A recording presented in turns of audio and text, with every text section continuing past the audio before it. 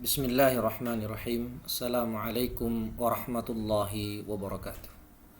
Alhamdulillahi wa kafa. Wassalatu wassalamu ala nabiyil mustafa alladhi la yantiqu anil hawa in huwa illa wahyun yuha. Wa ala alihi ahli sidqi wal wafa amma ba'd.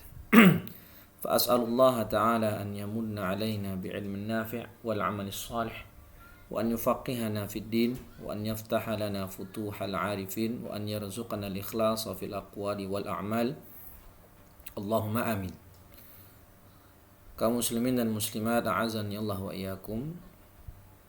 Alhamdulillah, puji syukur kepada Allah Subhanahu wa taala atas segala nikmat dan karunia-Nya, terutama nikmat iman dan Islam. Salawat beriring salam senantiasa tercurahkan buat Nabi kita Muhammad sallallahu alaihi wasallam serta keluarga beliau, sahabat dan orang-orang yang mengikuti sunnah beliau hingga akhir zaman.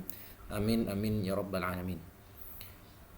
Ma'asyiral muslimin, azani Allah wa iyyakum. Insyaallah pada hari ini kita akan memulai kajian kitab yang baru menggantikan kitab kajian kitab Al-Khulasah fi Usul Fiqih yang telah kita selesaikan. Insyaallah kedepannya setiap 2 pekan 1 kali kita akan membahas kitab Qaidah Fiqhiyah, yang mana kita mulai dulu kajian Qaidah Fiqih ini dengan membahas kitab yang ringkas, ya, yaitu kitab Al-Jawahir Al-Adaniyah Syarah Ad-Durrah Al-Qudaymiyah. Kitab ini adalah syarah kitab karya Syekh Dr. Labib Najib Abdullah hafizahullah taala, yang di sini terkumpul beberapa kaidah fikih, ya, khusus dan cocok bagi pembelajar pemula.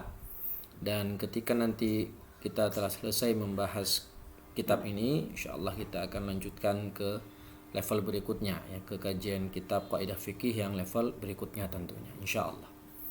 Baik, kita akan bacakan pada pertemuan ini muqaddimah dulu, dan insyaallah nanti ada setidaknya ada 3 pembahasan dalam pertemuan pertama ini, yaitu definisi kaidah fikih itu apa, perkembangan ilmu kaidah fikih bagaimana, dan perbedaan antara fikih dengan kaidah usul fikih.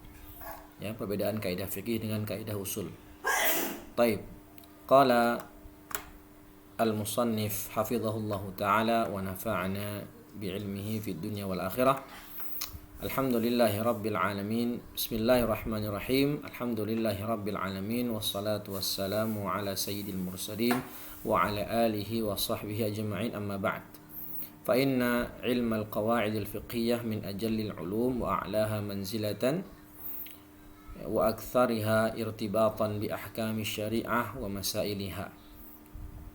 Kata beliau, kata Syekh Labib, sungguhnya ilmu kaidah fiqih adalah di antara ilmu yang agung dan mempunyai kedudukan yang tinggi dan mempunyai irtibat, ya, keterikatan yang sangat banyak dengan hukum-hukum syariat dan permasalahan-permasalahan yang ada di dalamnya. Lihtimabihi bil kulliyat wa tatbiqatiha 'alal juz'iyat, karena perhatiannya yang sangat besar dengan al-kulliyat. Kulliyat di sini maksudnya kaidah kulliyah, dan penerapannya dalam furu' fiqhiyah, juz'iyat furu' fiqhiyah, masalah cabang dalam fikih. Qala al-Hafidz Al-'Ala'i min ahsani ma yu'anihi al-faqih al-mutafannin wan nabih al-muhsin ma'rifatul qawa'id al-kulliyah wal maqasidil mar'iyah wa ma yatakharraju minal furu'i 'alaiha wa yarji'u minasy syawaridi al-mufarraqah ilaiha. Ya, Imam Al-Hafidz Al-'Ala'i berkata, ya, min ahsani ma yu'anihi al-faqih, di antara apa yang paling baik diperhatikan oleh seorang faqih yang mutafannin, ya, yang menguasai beberapa cabang ilmu, wan nabih al-muhsin, ya, adalah mengetahui dan mempelajari kaidah kulliyah dan maqasid mar'iyah, dan apa yang bisa dikeluarkan darinya hukum-hukum furu' fikih, ya, wa yarji'u minasy syawarid al-mufarraqah ilaiha. Ya.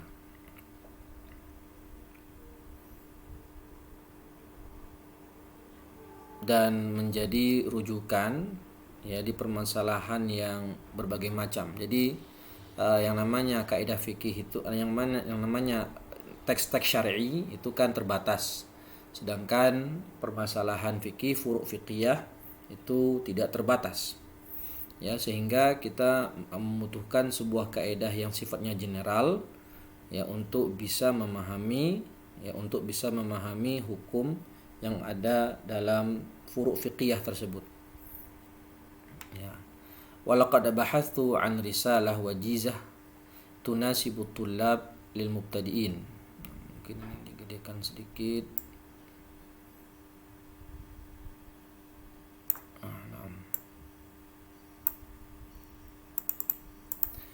Walaqad bahathtu an risalatin wajizah tunasibu at-tullabul mubtadi'in fi dirasati hadzal fan.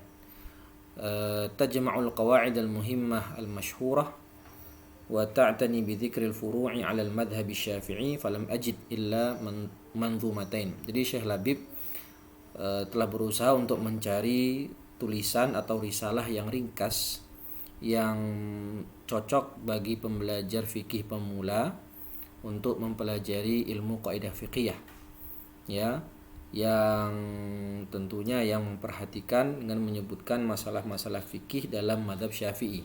Akan tetapi beliau tidak menemukan kecuali ada dua manzumah, dua bait ya, dua bait tentang kaidah fiqhiyah. Yang pertama Al-Faraidul Bahiyah fi Nadhmil Qawaidil Fiqhiyah.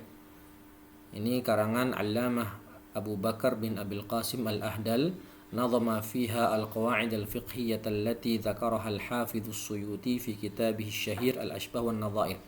Jadi yang pertama itu kitab Al-Faraidul Bahiyah fi Nadhmil Qawaid al-Fiqhiyyah, itu karangan Abu Bakar Abil Qasim Al-Ahdal. Ya, beliau di situ menyebutkan kaidah-kaidah fikih yang telah juga disebutkan oleh salah satu ulama fikih terbesar, yaitu Al-Hafidz As-Suyuti di dalam kitabnya yang masyhur Al-Ashbah wan Nadhair.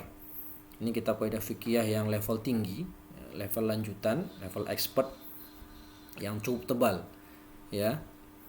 Tidak bisa kalau belum belajar kaidah fikih dari dasar, bahkan dari level menengah, dasar dan menengah, itu belum tentu bisa membaca kitab Al-Ashbah wan Nadhair. Wa qad zada adadu abiyatiha 'ala al-500. Nah, ini bait-bait syair atau nazam yang ada dalam kitab kaidah fiqhiyah ini itu lebih kurang 500 bait. Nah, banyak ya. Mimma ja'alaha ghairu munasibatin litulabil mubtadi. Ini tidak cocok untuk pembelajar pemula karena sudah banyak pembahasannya.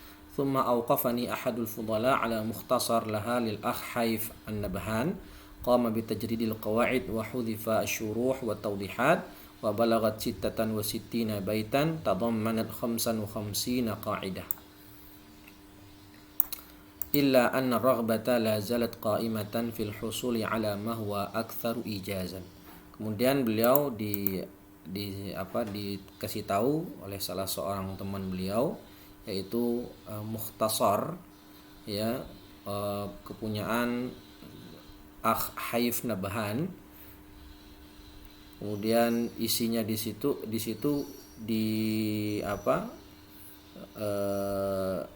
menabstraksikan tajrid ya. Ada beberapa yang dihapus ya, penjelasannya ada beberapa yang dihapus untuk mempersingkat ya, dan tapi tetap baitnya itu adalah 66 bait syair ya, 66 bait. Wal sittan wa sittina baitan tadammanat 55 qa'idah.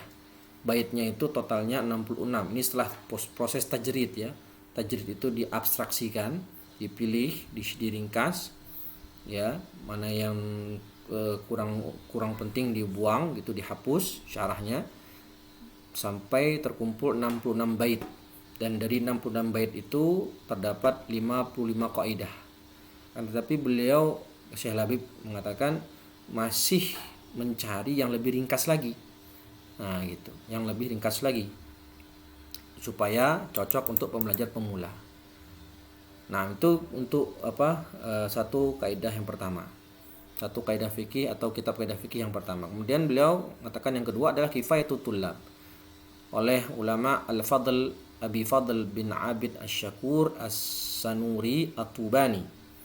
Ya, ini salah seorang ulama Indonesia asal Tuban yang di dalam kitab Kifayatul Tullab itu beliau menazamkan nazama fiha al-qawaid allati dzakaraha al-Hafidz As-Suyuti fil Ashbah wan Nadhair aidan. Jadi sama-sama rujukannya adalah kitab Al-Ashbah wan Nadhair karangan Al-Hafidz As-Suyuti.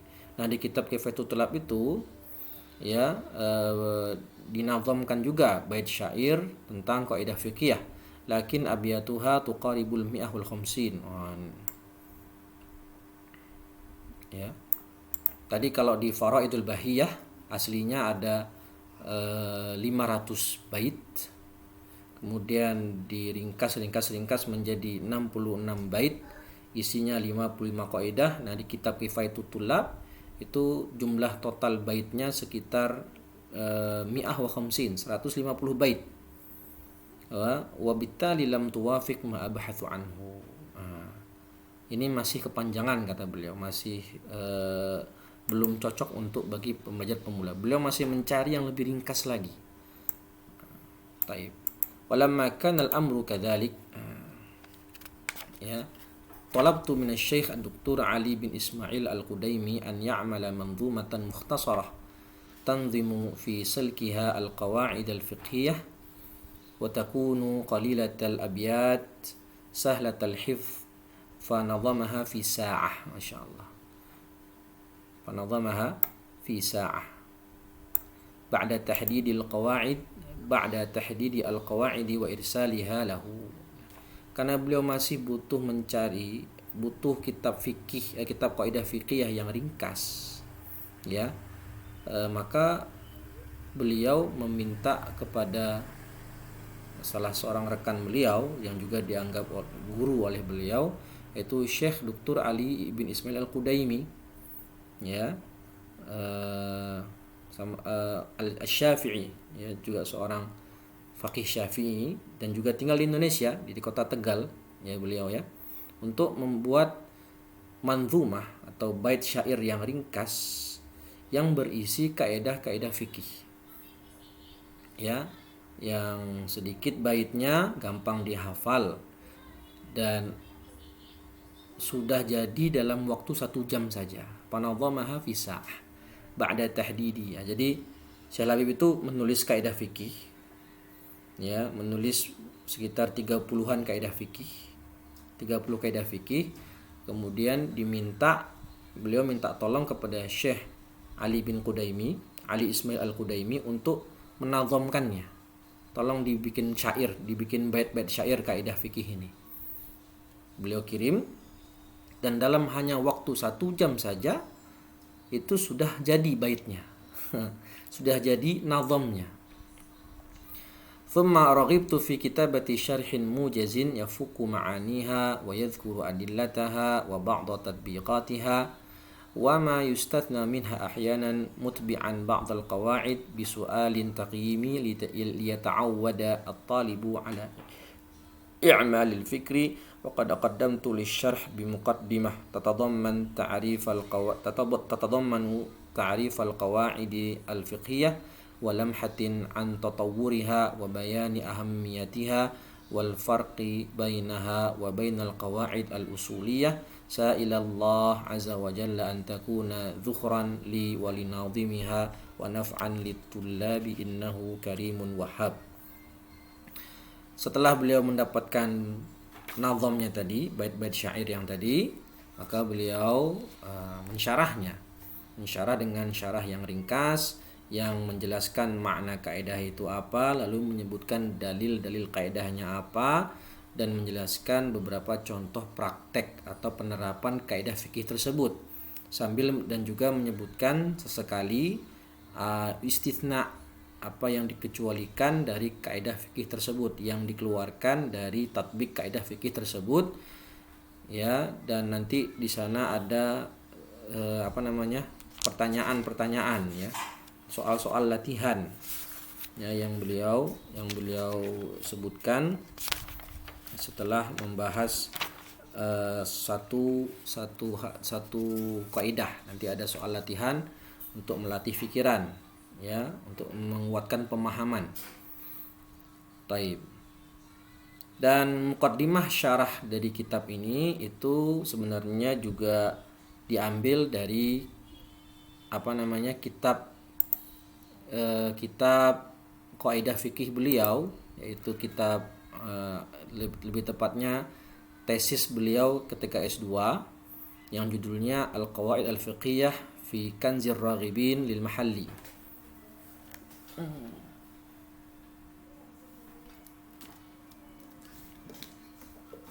Nah, ini.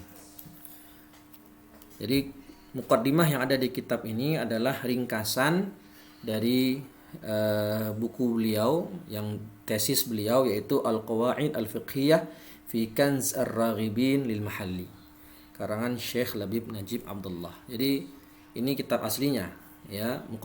Sebagian muqaddimah diambil dari sini, sebagaimana yang beliau sebutkan di bawah catatan kaki. Hadhil muqaddimah ma'khudhatun min kitabi Al-Qawaid Al-Fiqhiyah fi Kanzir Raghibin dirasah tatbiqiyah.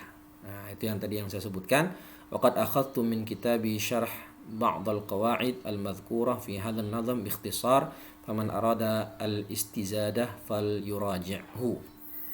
Ya, jadi di sini beliau ngambil muqaddimahnya, kemudian beberapa penjelasan dalam kitab Jawahir Adeniyah ini juga diambil dari tesis beliau tersebut, ya, tesis beliau tersebut.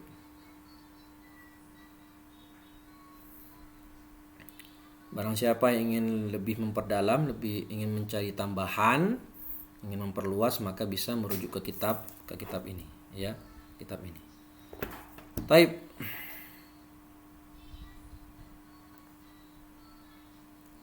Tadi juga dijelaskan, ya, selain tadi menjelaskan makna, dalil, dan beberapa contoh penerapan kaidah, nanti juga ada latihan, soal-soal latihan.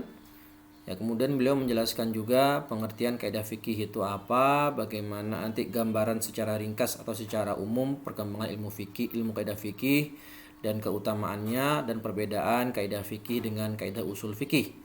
Ya, kaidah usul fikih. Taib. Selanjutnya, beliau membahas di sini pengertian kaidah fikih itu apa. Lafzul qawaidi al-fiqhiyyati murakkabun wasfiyun min kalimatain. Pertama, beliau di sini akan menjelaskan definisi kaidah fikih dari dua kata terpisah, qaidah dan fikih.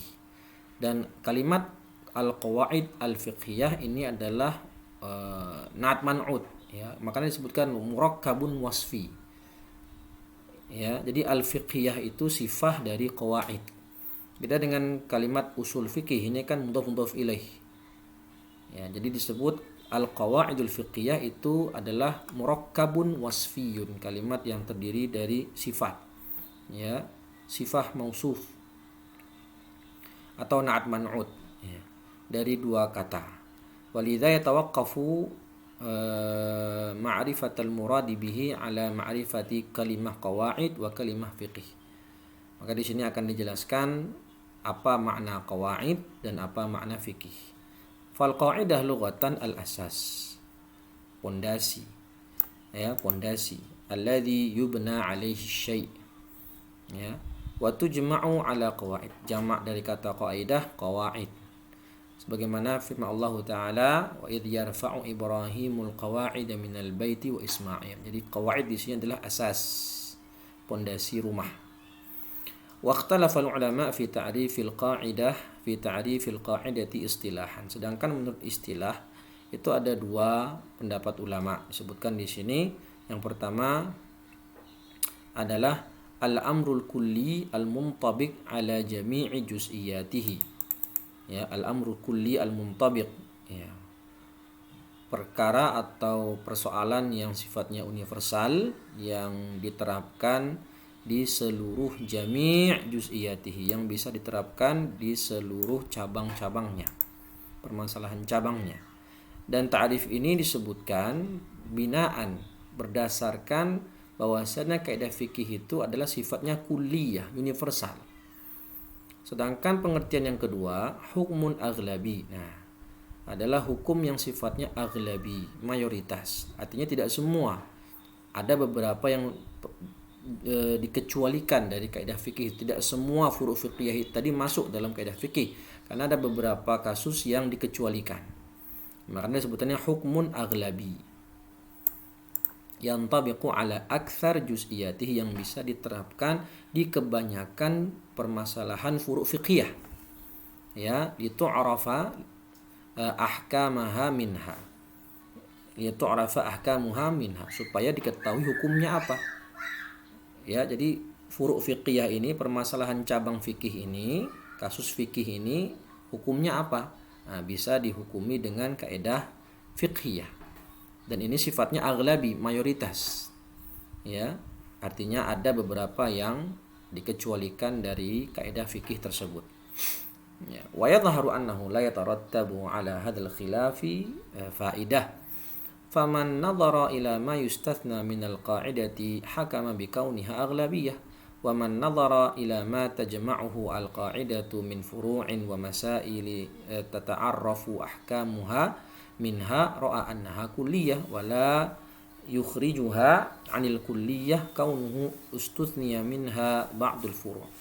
Jadi kata Syekh Labib ini sebenarnya ini adalah khilaf lafzi saja, ya, yang mana tidak ada dampak sama sekali dari perbedaan ta'rif tersebut. Ya, tidak ada dampak atau hukum atau faedah yang bisa diambil dari perbedaan definisi tadi. Ya, maka kata beliau, barang siapa yang melihat bahwasannya dalam kaidah fikih itu ada kasus-kasus yang dikecualikan darinya, maka didefinisikan sebagai hukmun aghlabi.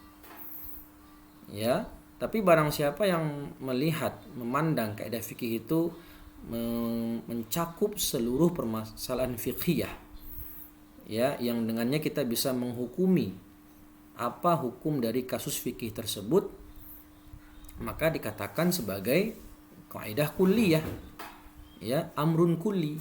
Dan meskipun di sana ada pengecualian-pengecualian, maka itu tetap tidak mengeluarkannya dari sifat kulli tadi. La yukhrijuha 'anil kulliyah kaunuhu ustuthniya min habnul fur'. Meskipun ada pengecualian-pengecualian kasus, itu tidak mengeluarkannya dari sifatnya adalah al-kulli atau kaidah kulliyah. Jayyid. Itu definisi kaidah.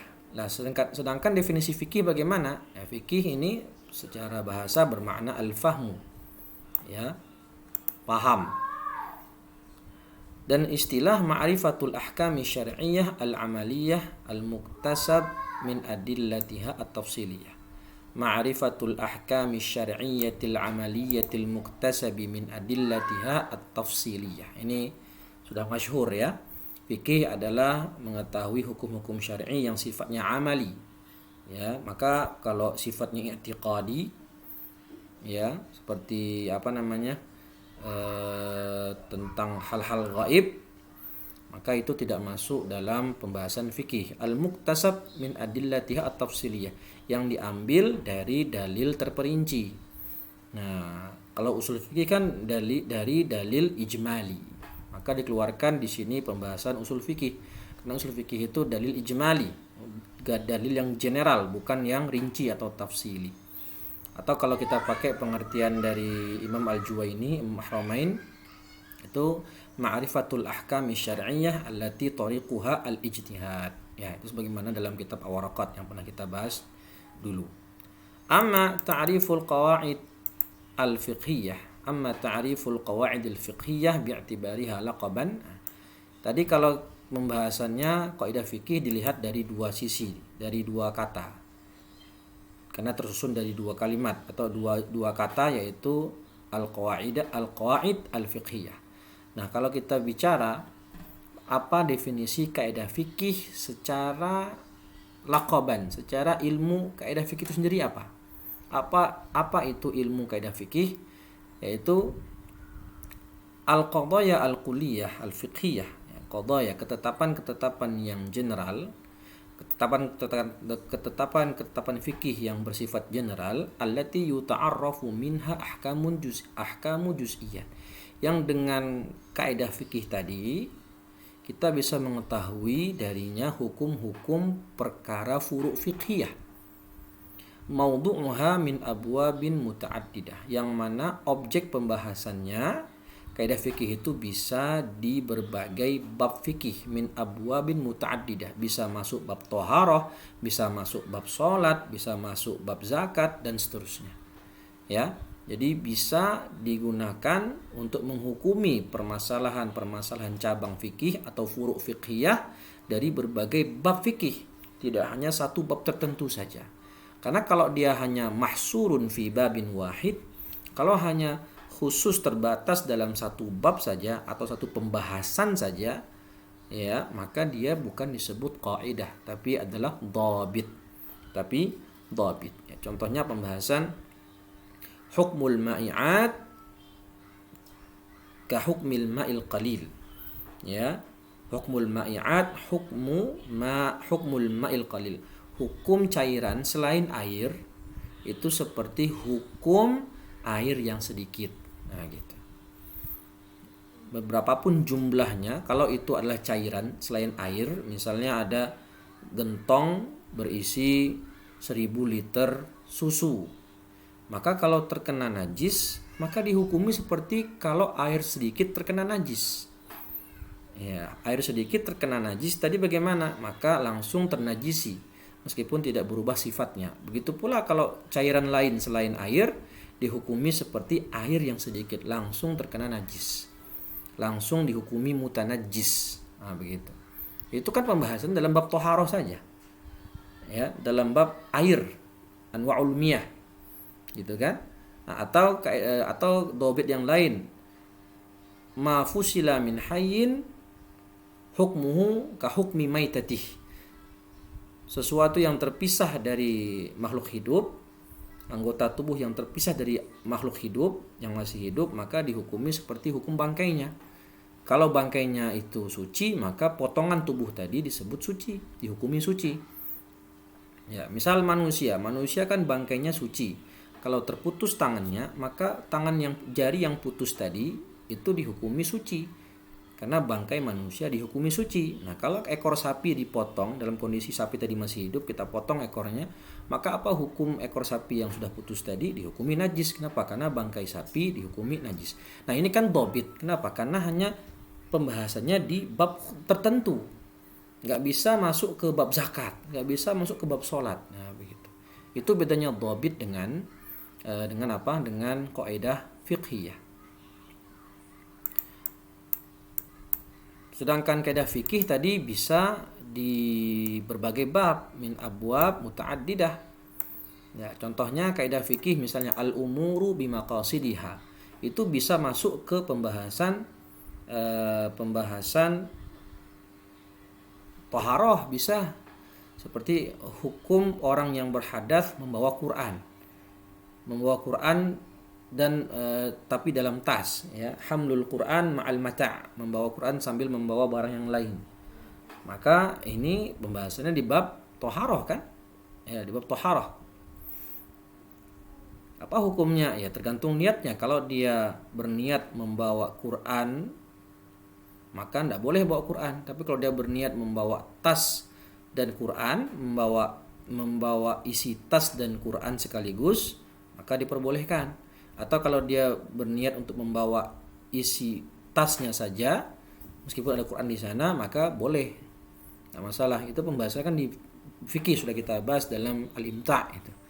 Nah, itu pembahasannya dalam taharah. Bisa juga diterapkan dalam nikah. Seperti kasus talak, kalau suami melafazkan talak dengan lafaz kinayah, silakan engkau pulang ke rumah orang tuamu, misalnya suami ngomong demikian. Maka ini tanya niat suami tadi apa? Niatnya untuk menceraikan atau untuk memang membiarkan istri pulang sebentar ke rumah itu. Maka ini dilihat dari sisi niat. Kalau niatnya untuk mentalak, jatuh talaknya, jelas. Tapi kalau niatnya untuk sengaja nyuruh istrinya pulang sebentar untuk ketemu orang tua, maka tidak jatuh talaknya. Ini bisa dihukumi dari kaidah fikih al-umur bimaqasidiha. Nah, itu ya. Itu beda antara kaidah fikih dengan dhabit.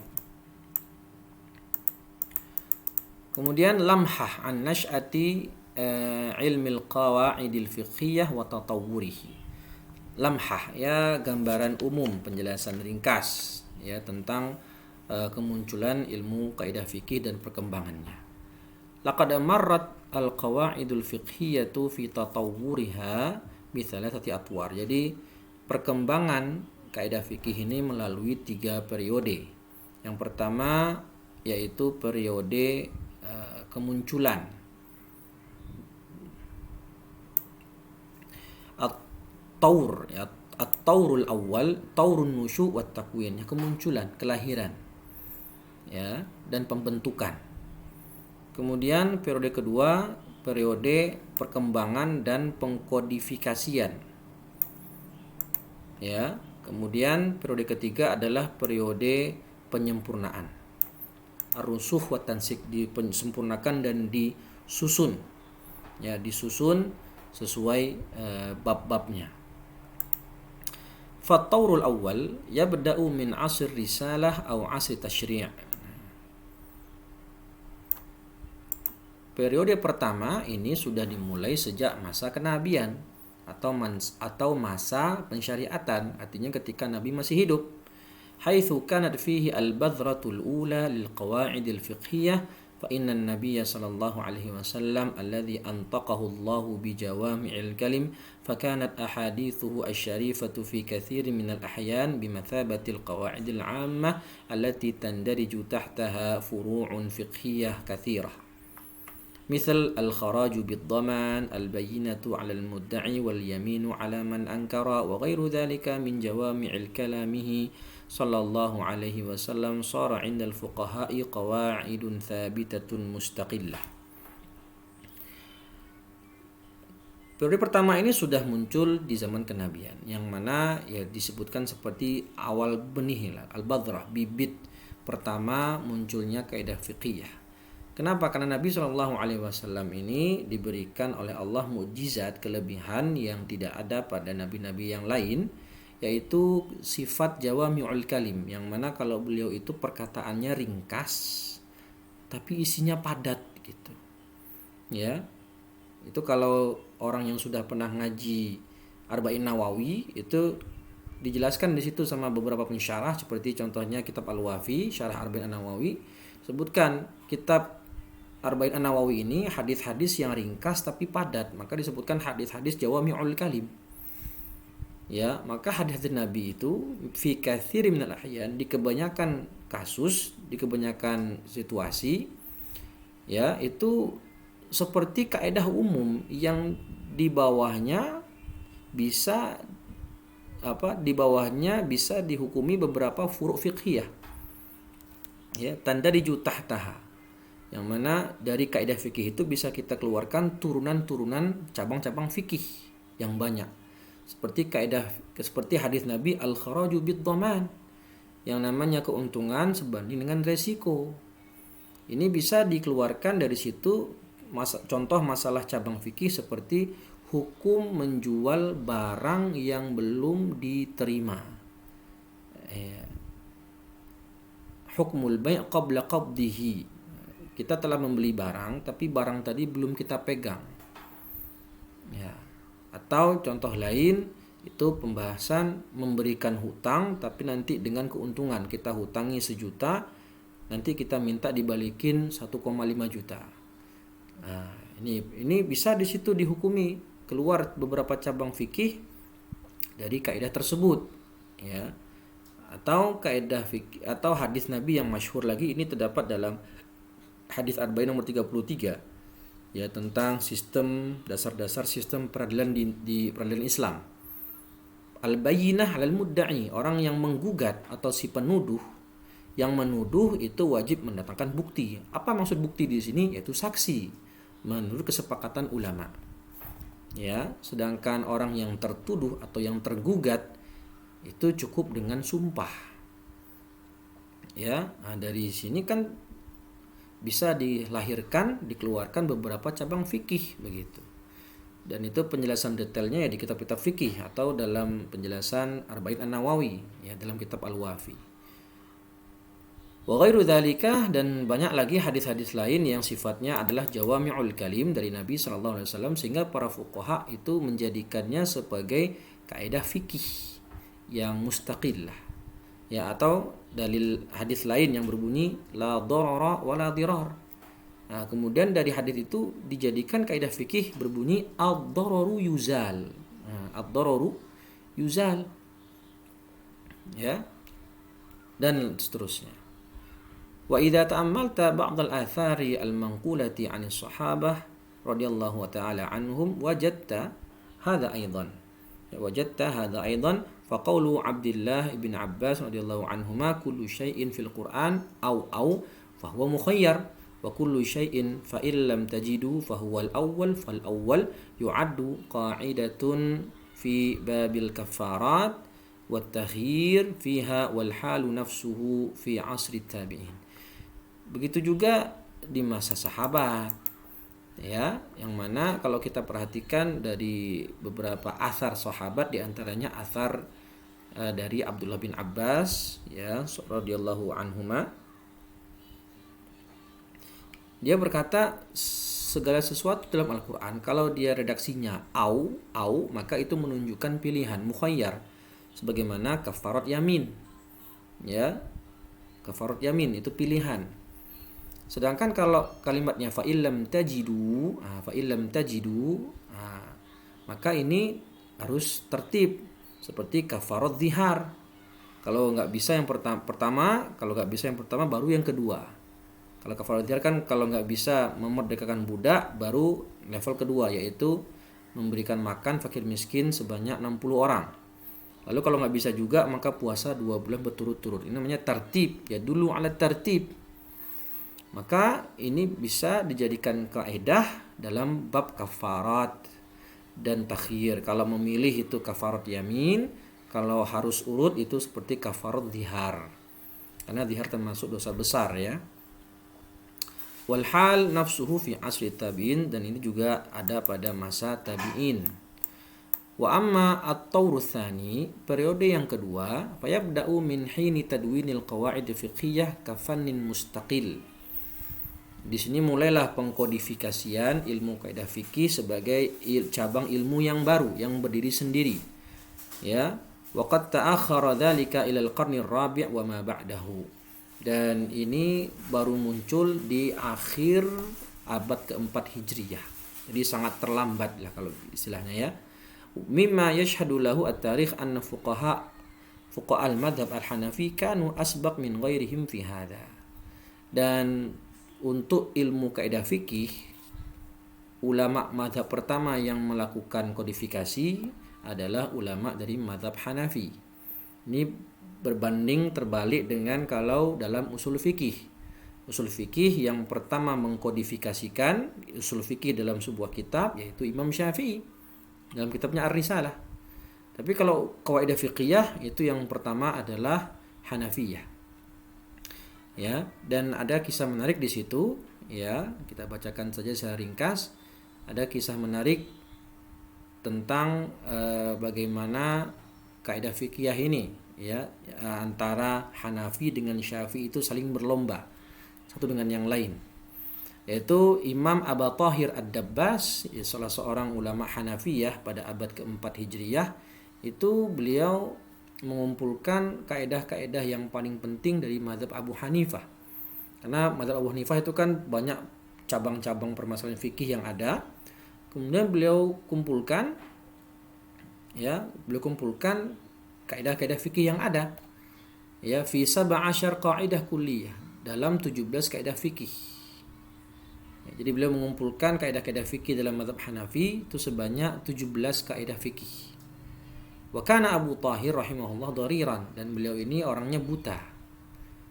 Yukarriru kulla lailatin tilkal qawaid bi masjidihi ba'da insirafin nas. Dan setelah sholat Isya, beliau sengaja tidak pulang, menunggu sampai orang-orang di masjid pada pulang semuanya.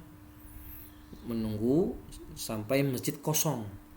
Nah, setelah kosong, beliau mengulang-ulang 17 tadi. Mengulang-ulang 17 kaidah fikih dalam mazhab Hanafi tadi. Nah, karena saat itu ya, dan mungkin sampai sekarang itu terjadi tanafus ya, perlombaan atau ya apa istilahnya, astagfirullah, ya perlombaan lah atau kompetisi ya antara mazhab Hanafi dan mazhab Syafi'i. Maka suatu ketika ada ulama Syafi'iyah bernama Aba Sa'ad Al-Haruri Asy-Syafi'i. Itu tahu kalau Imam Abu Thahir Ad-Dabbas ini selalu mengulang-ulang kaidah fikih tiap malam ba'da Isya. Maka dia pun sembunyi di karpet di tikar masjid, lalu mencoba mencuri dengar 17 kaidah fikih yang sedang diucapkan tadi oleh si Abu Thahir Ad-Dabbas Al-Hanafi. Sampai akhirnya kalau kata Syalabib itu cerita ya, si Abu Sa'ad Al-Haruri ini bersin. Nah, karena kan awalnya Abu Thahir Ad-Dabbas ini mengira dia tinggal sendirian. Lalu dia ulang-ulang 17 tadi. Ya, dia ulang-ulang lagi 17 kaidah fikih tadi sampai kedengaran seorang orang bersin. Dia mengira saat itu dia sendirian di masjid karena dia buta kan, tapi ternyata ada orang lain yaitu Abu Sa'ad Al-Haruri Asy-Syafi'i sedang berusaha mencuri dengar kaidah fikih yang disebutkan. Ya, akhirnya ketahuan, maka beliau nggak jadi meneruskan ya. Akhirnya jadi hanya beberapa kaidah yang didengar oleh Abu Sa'ad Al-Haruri Asy-Syafi'i.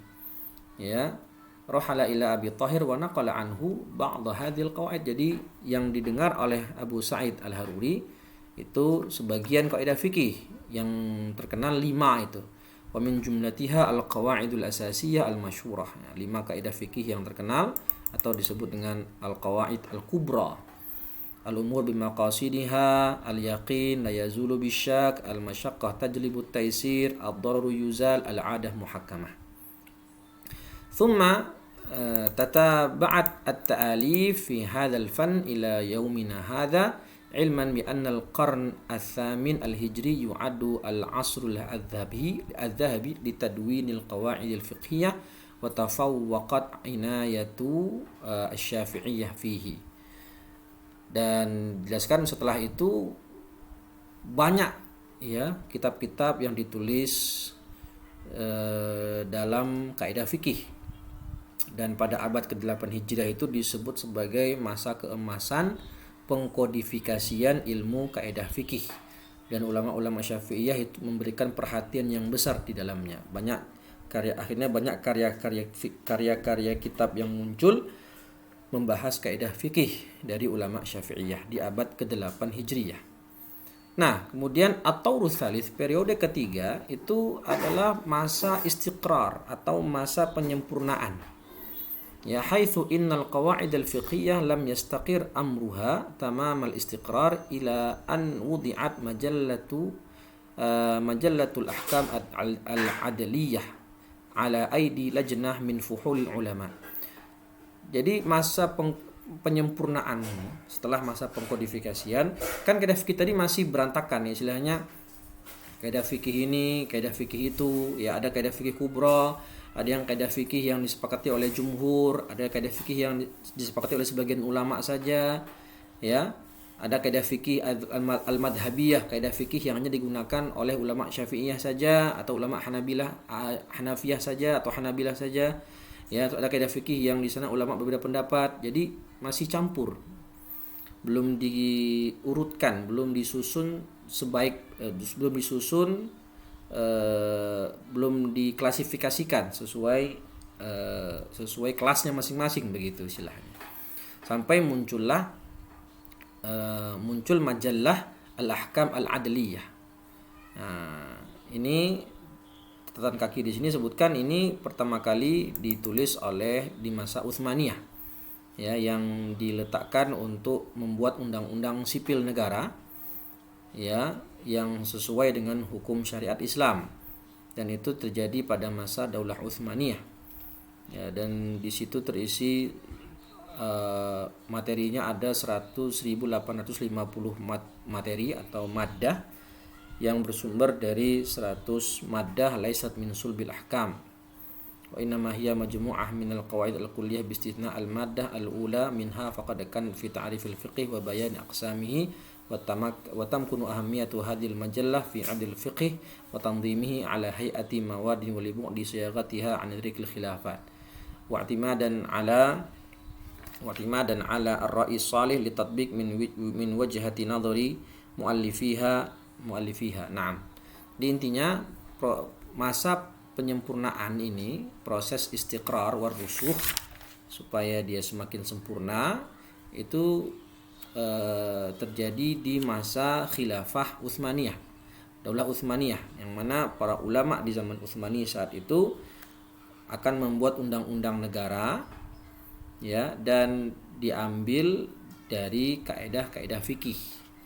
Disitulah mulai disusun, diklasifikasikan kaidah fikih ini mana yang kaidah kubra, mana yang kaidah yang jumhur, yang kaidah yang disepakati oleh jumhur, mana kaidah yang khilaf di situ antara ulama dan antara jumhur dengan yang lain, nah seterusnya. Nah, majalah Ahkam Adliyah ini yaitu ada PDF-nya ternyata, katanya. Kata Syalabib itu ada PDF-nya, itu sudah ada matbu', sudah dicetak. Itu disusun oleh ulama-ulama yang terkemuka di masa Daulah Utsmaniyah. Ya, disusun oleh lajnah. Ya, lajnah ulama-ulama terkemuka, forum ulama-ulama terkemuka di masa Utsmaniyah di akhir abad ke-13 Al-Hijri. Akhir abad ke-13 Hijriyah, ya, liyu'mala biha fil mahakim, yang mana nanti digunakan di peradilan, di sistem peradilan Utsmani, allati unsyiat fi dzalikal ahdi wa qad ahsana al-wadi'una lil majallah fi intifaiha wa ikhtiyariha wa tamma tansiquha tansiqan qanuniyan ra'ian fi aujazil ibarat. Ya, jadi majalah Al-Ahkam Adliyah itu berisi kaidah-kaidah fikih yang sudah disusun sedemikian rupa sesuai klasifikasinya masing-masing, dan dari sana dipakai untuk menghukum atau untuk dipakai di undang-undang negara Utsmaniyah saat itu. Ya. Maka kata beliau, ya, betapa luar biasanya, kata Syalabib, luar biasanya kerja para ulama Utsmaniyah pada masa itu. Yang mereka melakukan klasifikasi dan penyusunan dengan sempurna sehingga menjadi qanun, menjadi undang-undang negara yang dipakai di sistem peradilan syariat ketika itu di masa Utsmaniyah, dengan aujazul ibarat, dengan ibarat yang ringkas. Ya, Masya Allah. Al-alaqah baina al-qa'idah al-usuliyah baina al-qa'idah al-fiqhiyah wal qa'idatil usuliyah wad dhabit fiqhi. Ya, hubungan, dan nanti di sini sebut perbedaan, ya, antara kaidah fikih dengan usul fikih dan dengan dhabit fiqhi yang tadi sudah kita sebutkan. Tatalakhasul furuqu bainal qawa'idil fiqhiyah wal qawa'idil usuliyah bi umur. Bisa kita simpulkan, ya, beberapa perbedaan antara kaidah fiqhiyah dengan kaidah usuliyah itu dari beberapa sisi. Kalau di sini kita lihat dari 7 sisi, ya, dari 6 sisi. Pertama, min jihati ta'alluq, dari sisi keterkaitan. Ya, kaidah fiqhiyah tata'allaq bi af'alil 'abdi wa tasarrufatihi. Fa qa'idatul umur bi maqasidiha tandariju tahtaha masailu fil ibadat wal muamalat wal jinayat wal 'uqubat. Amma al-qawaid al-usuliyah fala tata'allaqu bil masail al-amaliyah bal hiya adatun li ma'rifatil hukmi syar'i min ad-dalil at-tafsili ka qa'idah al-amru lil wujub. Kaidah fikih ini kaitannya dengan apa? Kaitannya dengan perbuatan seorang hamba. Seperti contohnya tadi al-umur bi maqasidiha. Dari kaidah ini bisa kita keluarkan permasalahan furu' fiqhiyah, cabang-cabang fikih dari berbagai bab fikih, dari ibadah, muamalah, jinayat, uqubat dan lain-lain.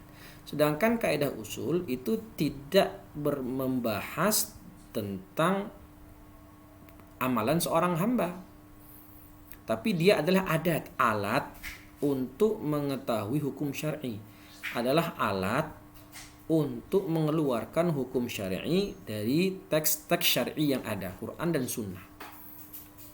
Ya, sedangkan kaidah fikih itu kaitannya dengan perbuatan amaliyah seorang hamba. Sedangkan kaidah usul itu kaitannya adalah alat untuk mengeluarkan hukum, alat untuk istimbat, untuk menggali hukum syar'i. Nah, sebagaimana kaidah fikih al-amr lil wujub, mathalan. Ya. Kemudian dari sisi salah satunya itu membuahkan dari sisi hasil, ya, dari sisi salah satunya itu membuahkan bagi yang lain. Gimana maksudnya?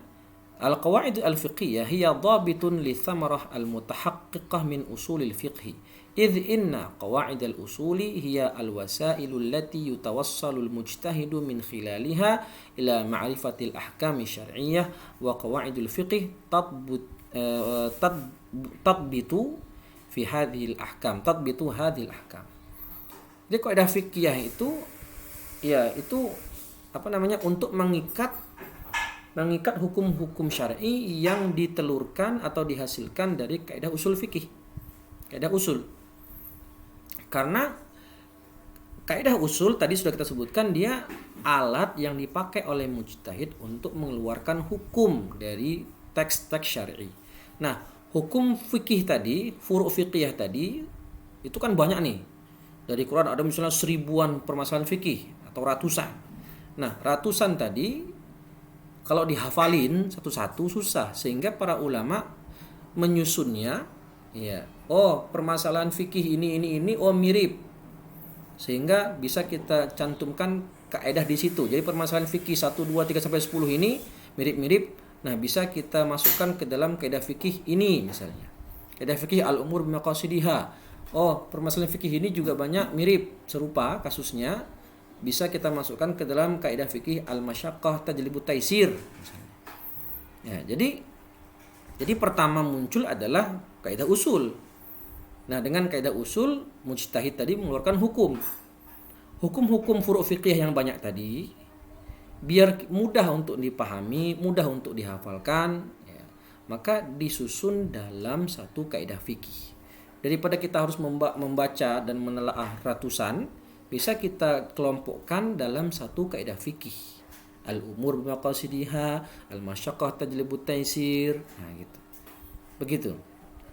Jadi dari sini kita ketahui lebih duluan mana? Lebih duluan kaidah usul apa kaidah fikih? Lebih dahulu kaidah usul fikih lebih dahulu, ya. Karena dengan kaidah usul tadi bisa dikeluarkan berbagai macam hukum syar'i dalam dalil-dalil yang ada, lalu baru disusun sesuai kaidah fikih yang ada untuk mempermudah pemahaman furu' fiqhiyah. Dari sisi taqaddum ihdahuma fil wujud, mana yang lebih dulu? Nah, tadi sudah kita sebut, ya. Al-qawaidul fiqhiyah mutaakhiratun fi wujudiha adz-dzihni 'anil qawaidil usuliyah. Kaidah fikih itu munculnya belakangan setelah kaidah usul. Begitu juga kan dalam permasalahan kodifikasi, usul fikih lebih dulu dikodifikasi, lebih dulu dibukukan. Itu pada masa Imam Syafi'i pada awal abad ketiga Hijriah, ya kan? Barulah setelah itu kaidah usul fikih itu dikodifikasi setelah akhir-akhir abad keempat Hijriah, kan begitu. Ya, li'anna al-qawaid al-fiqhiyah tajma'u ashtat al-masaili wa tarbitu bainaha wa bainama al-qawaid al-usuliyah hiya alatul mujtahid fi istinbatil furu'il fiqhiyah. ولعل هذا هو ما يفسر تأخر التأليف في القواعد الفقهية إلى القرن الرابع الهجري. Karena tadi kenapa kok muncul belakangan kaidah fiqhiyah ini? Karena sebelum dijadikan kaidah fikih, maka harus ada dulu furu' fiqhiyahnya. Nah, furu' fiqhiyah ini kan keluar atau muncul karena kaidah usul. Setelah kaidah usul diterapkan dalam teks-teks syar'i yang ada, baru keluar hukum-hukum syar'i. Dan hukum-hukum syar'i yang ada barulah dikelompokkan untuk mempermudah menjadi satu kaidah fikih. Ya, gitu ya. Karena kaidah usul tadi kan alat untuk mengeluarkan hukum oleh mujtahid. Setelah keluar hukum-hukum syar'i yang ada, baru nanti dimasukkan, diklasifikasikan sesuai kaidah fikih, menjadi kaidah fikih untuk mempermudah pemahaman. Oleh karena itu mungkin inilah yang bisa dijelaskan ya, kenapa kok kaidah fikih itu kodifikasinya, pembukuannya itu bisa dikatakan terlambat ya, baru ada ketika abad keempat Hijriyah. Sebentar.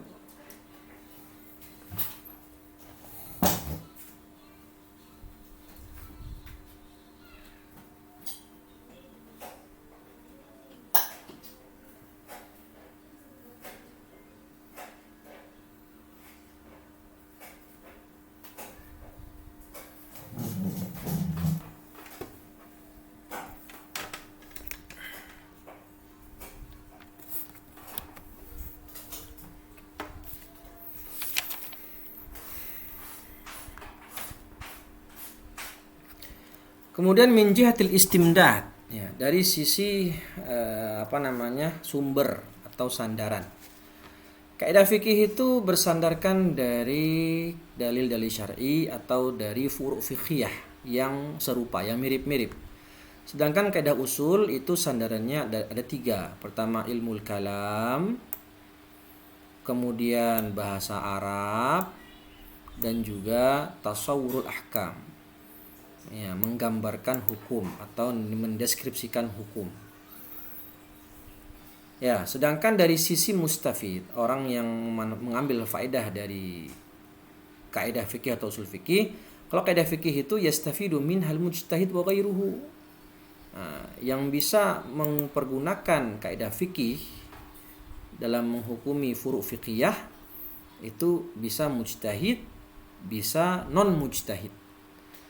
Listimaliha ala hukmin kulliyin li'adadin minal masail yasulur ruju' ilaihi, karena kaidah fikih itu mencakup banyak hukum ya, hukum yang general dari permasalahan fikih yang ada, yang mudah untuk dirujuk, yang mudah untuk dikembalikan kepada kaidah fikih tadi. Sedangkan kaidah usuliyah itu hanya bisa digunakan oleh mujtahid. Karena tadi kita sebutkan kaidah usul adalah alat untuk menggali sebuah hukum syar'i. Ya, li'annaha alatul istinbat. Oke.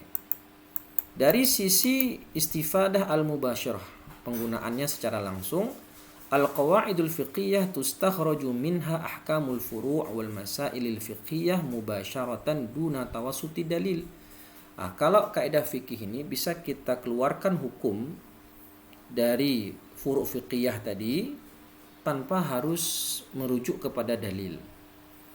Karena kaidah fikih itu sendiri sudah menjadi dalil, seakan-akan seperti dalil. Ya, karena kaidah fikih itu juga munculnya bersumber dari syar'i. Maka kita katakan tadi, apa hukumnya seseorang, misalnya nih seseorang suami mentalak istri dengan lafaz kinayah. Pulanglah engkau kepada orang tuamu. Maka kata ulama dilihat niatnya. Kalau niatnya itu untuk mentalak, maka jatuh talak. Kalau niatnya itu untuk menyuruh pulang saja tanpa maksud talak, maka tidak jatuh talak. Apa dalilnya? Dalilnya al-umur bimaqasidiha, kan begitu. Jadi bisa langsung merujuk ke kaidah fikih. Jadi berdalil dengan kaidah fikih langsung. Dan kaidah fikih al-umur bimaqasidiha tentu ini berdasarkan hadis innamal a'malu binniyat. Jadi ada sumber dalilnya juga sebenarnya. Tapi boleh kita langsung merujuk, oh dalilnya adalah kaidah fikih ini gitu misalnya.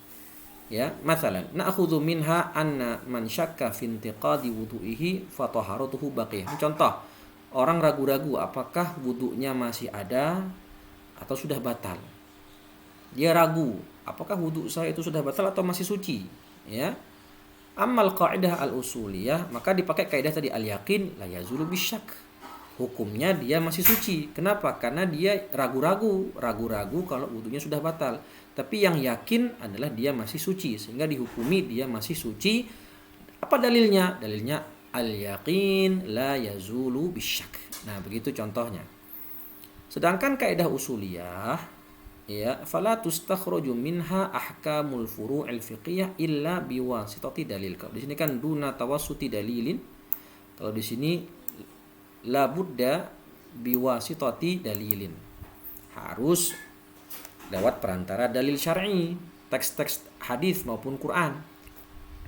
Maka kaidah seperti al-amru lil wujub, ya, yang namanya perintah itu adalah menunjukkan suatu kewajiban, untuk suatu yang wajib. La yu'khadhu minha wujubus salati mathalan illa bi idhafati dalilin tafsil. Tidak bisa kita hukumi dari kaidah usul al-amru lil wujub, berarti dihukumi wajibnya salat kecuali dengan menyebutkan dalil yang tafsil, dalil yang rinci. Apa dalilnya? Qala ta'ala wa aqimus shalah. Wa aqimu, perintah. Maka dari mana kita tahu hukum salat itu wajib? Dari perintah Allah, aqimus shalah, aqimu. Dan yang namanya perintah adalah lil wujub. Hukum asalnya adalah untuk wajib. Untuk sesuatu yang wajib. Wallahu a'lam. Amma al-alaqah bainal qa'idatil fiqhiyah wad dhabit fiqhi. Ini tadi yang kita sebut.